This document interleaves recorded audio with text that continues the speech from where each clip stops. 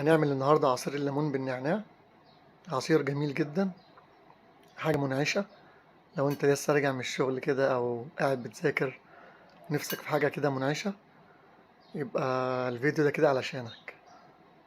مكوناته سهلة جدا. هنجيب 4 ليمونات ونص كوباية سكر، ويعني شوية نعناع كده صغيرين، وشوية تلج، ولترين مية.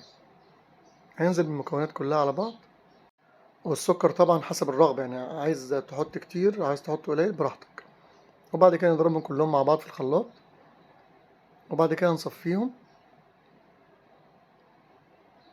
شايفين ما شاء الله طالع لونه جميل وتحفة.